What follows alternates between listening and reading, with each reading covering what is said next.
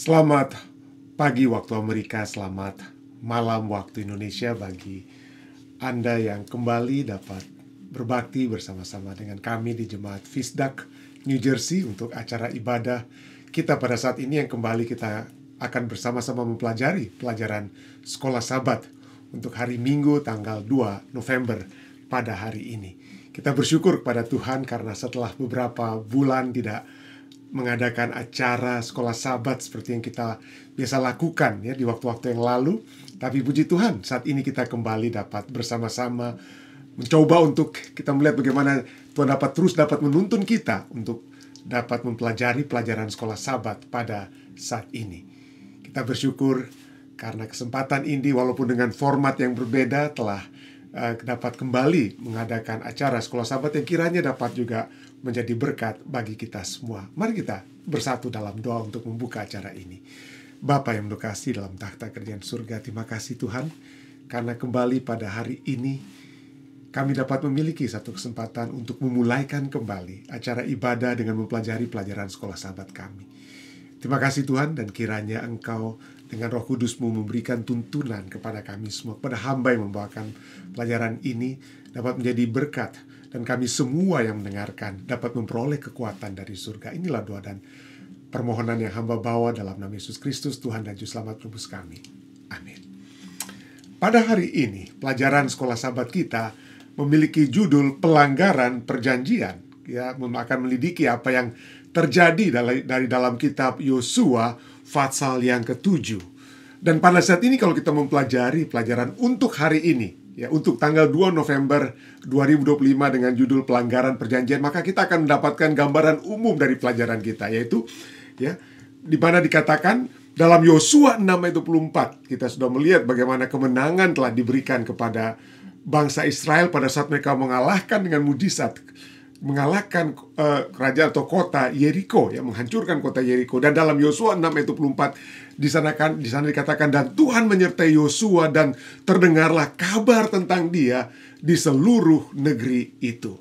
Nah, tentu saja sesudah ayat seperti ini, kita tentu bisa menduga bahwa pasal 7 kemudian ya akan dimulai dengan maka Yosua dan rakyatnya atau bangsa Israel memperoleh kemenangan kepada kemenangan, dari kemenangan kepada kemenangan. Tetapi apa yang terjadi? Kota Yeriko tentu saja ya adalah kota yang besar ya, kota utama orang Kanaan itu bisa jatuh ke tangan Yosua. Dan boleh dikatakan kota mana yang bisa bertahan melawan mereka. Namun apa yang terjadi? Yang terjadi kemudian di dalam Yosua pasal 7 bukan kemenangan seperti yang terjadi di Yosua pasal 6. Kemenangan pada saat mereka dengan kekuatan surga mengalahkan kota Yeriko. Kalau kita melihat kenyataannya, pelajaran kita pada hari ini membahas kekalahan tidak terduga bangsa Israel di kota Ai, kota yang lebih kecil daripada Yeriko, ya, kota yang tidak perlu di dalam pandangan Yosua satu tidak perlu membawa seluruh pasukan ataupun seluruh orang Israel untuk menyerang kota tersebut. Jadi apa yang terjadi? Ya, yang terjadi mereka justru kalah di kota yang kecil tersebut. Nah, ini mengungkapkan keterkaitan mendalam antara dosa pribadi yang terjadi dan tanggung jawab bersama dalam komunitas perjanjian Allah. Bangsa Israel adalah bangsa perjanjian, sudah masuk dalam satu perjanjian menjadi umat kudus Tuhan. Dan mereka telah gagal untuk mempertahankan dengan kekuatan surga kekudusan ataupun kemurnian sebagai umat yang seharusnya bergantung kepada Tuhan. Nah, kisah dosa tersembunyi, dosa pribadi daripada Akan ya. Kisah dosa tersembunyi akan menjadi pelajaran moral dan teologis tentang betapa seriusnya dosa, serta pentingnya ketergantungan yang penuh kepada Tuhan dalam mengalahkan dosa tersebut. Nah, kalau kita akan pelajari apa yang ditulis oleh penulis pelajaran sekolah sahabat kita pada hari ini, ada dua hal utama penyebab kekalahan Israel di Ai. Yang pertama adalah dosa pribadi Akan. Akan itu diam-diam mengambil barang-barang yang telah dikhususkan untuk dimusnahkan ya, atau herem ya, yang melanggar, yang mana pada saat dia melakukan ini, mengambil itu yang seharusnya dimusnahkan itu atau diberi hanya untuk pada Tuhan, itu dia sedang melanggar perintah Tuhan. Dan kemudian kita juga bisa melihat dosa komunitas ya, komunitas Israel. Kepercayaan diri yang berlebihan bangsa Israel yang setelah kemenangan di Yeriko mereka menjadi sombong, menjadi pikir wah mereka tidak ada yang dapat mengalahkan mereka. Mereka tidak mencari kehendak Tuhan dan meremehkan kekuatan musuh, bersandar pada kekuatan manusia, bukan kepada kuasa ilahi. 2 hari ke depan ini, pelajaran kita sepanjang minggu ini, kita akan mempelajari tentang dosa akan tersebut yang parah sekali. Pelajaran sekolah sahabat hari ini menyatakan bagaimana istilah dalam bahasa Ibrani yang ditulis dalam Yosua 7 ayat 1 ayat 11-13 yang menggambarkan tingkat keparahan yang menyeluruh dari dosa yang berat atau rangkaian pemberontakan, penipuan yang disengaja. Ada dosa-dosa yang mungkin orang boleh katakan, wah itu tidak disengaja dengan kata lainnya. Tapi ini betul-betul dia pikirkan masak-masak, akan memikirkan masak-masak untuk melakukan dosa yang dia telah lakukan. Digunakanlah kata, misalnya kata-kata Ibrani, yaitu kata-kata, itu berbuat dosa. Dan kemudian bukan hanya dia berbuat dosa yang seperti berbuat dosa, orang bisa berbuat dosa yang sengaja, tidak sengaja. Tapi sekarang dia dikatakan dia melanggar batas. Digunakan juga kata abar, ya melanggar batas, ya melanggar batas. Juga digunakan kata lakak, yaitu dia mengambil yang terlarang. Dia sudah tahu-tahu mengambil sesuatu yang terlarang yang bukan merupakan sesuatu yang harus dia lakukan. Dia telah melanggar batas dengan mengambil barang yang terlarang. Jadi memang jelas-jelas sekali dia bukan berbuat dosa yang boleh sering kali ada katakan tidak disengaja dengan kata lain, tapi dia mengambil yang apa? Yang terlarang. Lalu dia ganap, dia mencuri. Kata digunakan juga kata ganap. Lalu kata kakash yang artinya menipu, dia menipu ya.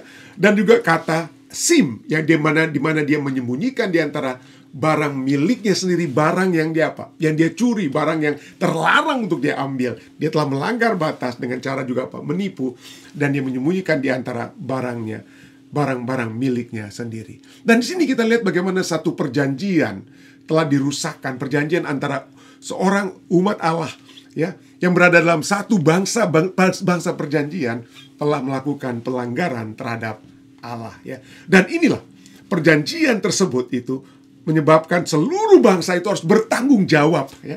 Ada tanggung jawab bersama. Nah, pelajaran kita kemudian dapat kita lihat ringkasan untuk pelajaran hari ini ya, bahwa dalam hubungan perjanjian antara Allah dan Israel, seluruh bangsa Israel itu dipandang sebagai satu kesatuan ya. Satu kesatuan seperti tubuh saya ini. Ada mata ya, ada hidung, telinga, tapi mereka mungkin berbeda dengan fungsinya. Anggota-anggota tubuh yang berbeda tapi merupakan satu kesatuan. Demikian juga dengan satu bangsa perjanjian ini akan adalah bagian dari satu keseluruhan bangsa Israel. Nah, karena itu dosa satu orang inilah mendatangkan kesalahan atas seluruh umat Israel. Yosua 7 ayat 11 katakan orang Israel telah berbuat dosa. Bukan hanya akan ya, tapi orang Israel telah berbuat dosa. Nah, prinsip ini mengingatkan kita bahwa kesetiaan dan integritas itu bukan hanya urusan pribadi, tetapi dapat memengaruhi kesehatan rohani dan misi seluruh jemaat. Misi seluruh jemaat. Seluruh bangsa Israel sebagai satu umat perjanjian gagal dalam mempertahankan perintah Allah untuk saling mengingatkan satu sama lain untuk terus setia ya. Nanti kita akan lihat ya, pelajaran kita berapa hari ke depan ini, kita lihat bagaimana dia dihukum juga. Yang binasa itu ada juga seluruh keluarganya. Kenapa? Karena keluarganya itu tinggal mungkin dalam satu tenda itu ya, satu keluarga satu tenda waktu itu.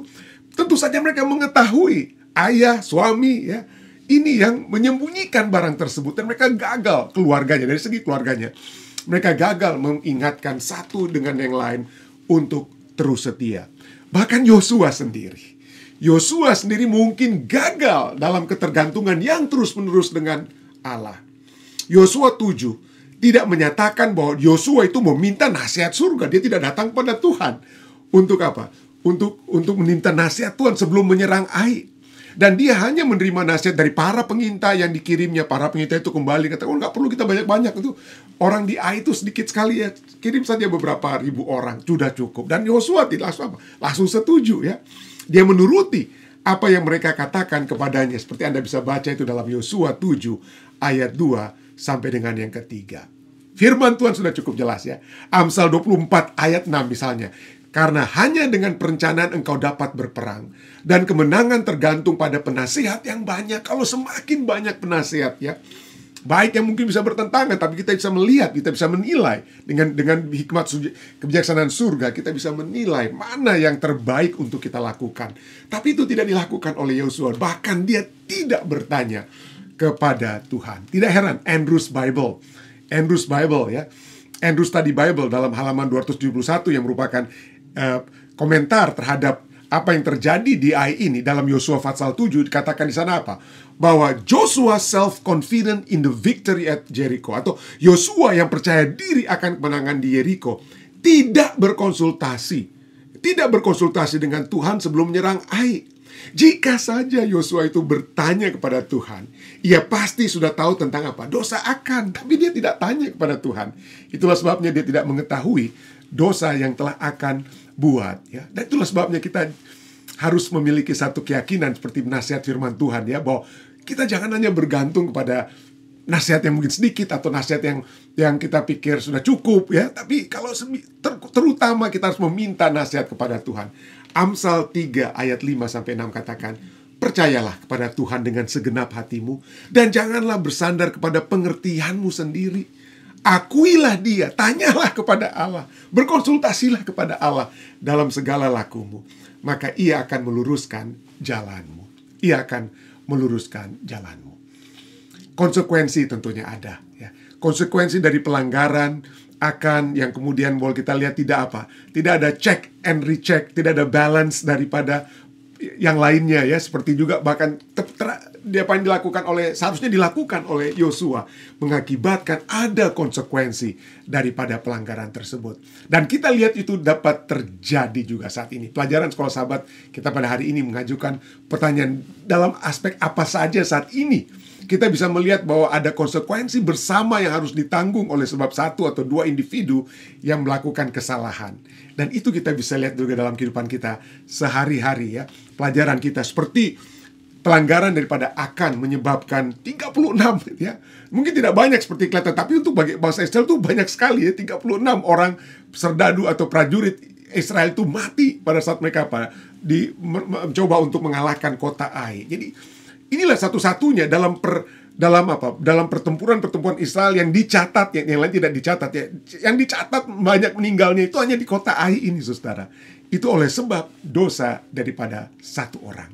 Demikian juga di dalam gereja. Seringkali kita melihat kegagalan moral atau ketidakjujuran seorang pemimpin, seorang pendeta misalnya, dapat merusak kesaksian daripada gereja, merusak orang untuk tidak datang untuk mempercayai apa yang dikatakan ataupun diajarkan di dalam gereja, dapat memecah jemaat dan dapat melemahkan semangat orang percaya. Jadi penting sekali setiap individu saling menguatkan, saling mengingatkan, saling mendoakan satu dengan yang lain agar kekuatan surga tetap dapat menjadi bagian kita. Dalam keluarga juga kita lihat bagaimana ada kecanduan, anggota keluarga yang kecanduan atau melakukan kekerasan atau ketidaksetiaan dari suami atau istri misalnya, ya, dapat membawa kesedihan, membawa beban finansial, membawa keretakan dan kepercayaan bagi seluruh anggota keluarga. Jadi itulah sebabnya masing-masing kita harus terus saling mengingatkan satu dengan yang dalam keluarga, saling mendoakan, saling dengan kasih kita menegur, menasihati satu dengan yang lain agar supaya jangan ada hal yang dapat menyebabkan seluruh anggota keluarga itu menjadi bermasalah oleh sebab masalah yang dibuat oleh satu orang. Demikian juga dalam masyarakat. Tindakan kekerasan, tindakan penipuan, atau perilaku tidak etis seorang pemimpin, misalnya seorang pemimpin negara, dapat menyebabkan kerugian ekonomi, perubahan kebijakan, atau menimbulkan ketakutan dan ketidakstabilan negara tersebut. Inilah kita bisa lihat, ya, konsekuensi dari pelanggaran satu orang yang berakibat kepada apa?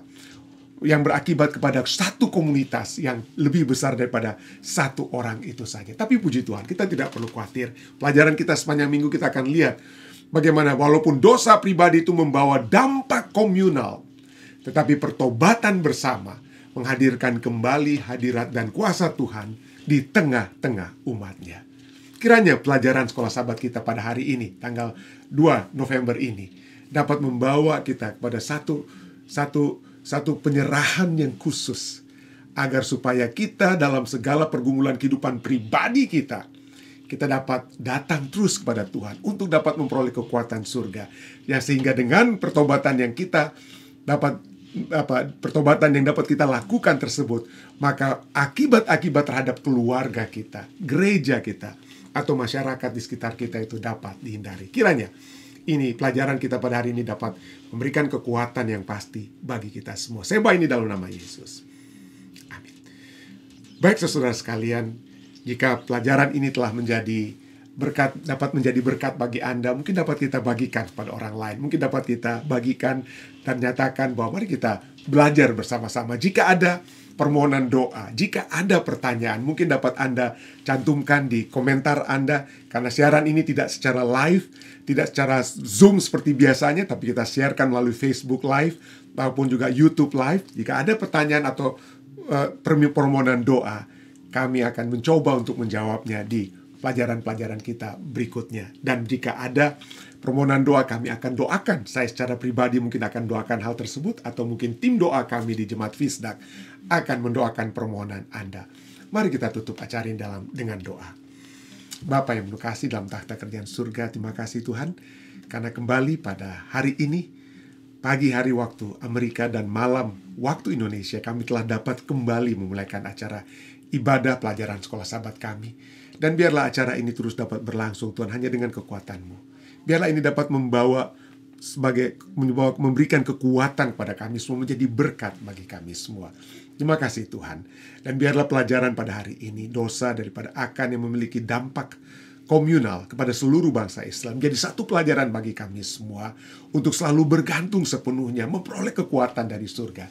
Sehingga dalam setiap tindakan kami yang salah sekalipun, itu tidak akan dapat menjadi berdampak kepada anggota keluarga, anggota gereja, ataupun komunitas di mana kami berada. Oleh sebab pada saat kami jatuh, kami dapat kembali kepadamu dan bertobat dan memohon ampun atas segala kesalahan kami. Terima kasih Tuhan. Terima kasih Engkau sudah menuntun acara kami pada saat ini. Hamba serahkan ini semua hanya di dalam nama Yesus Kristus Tuhan dan Juru Selamat penebus kami. Amin. Sampai bertemu kembali. Tuhan menyertai Anda semua.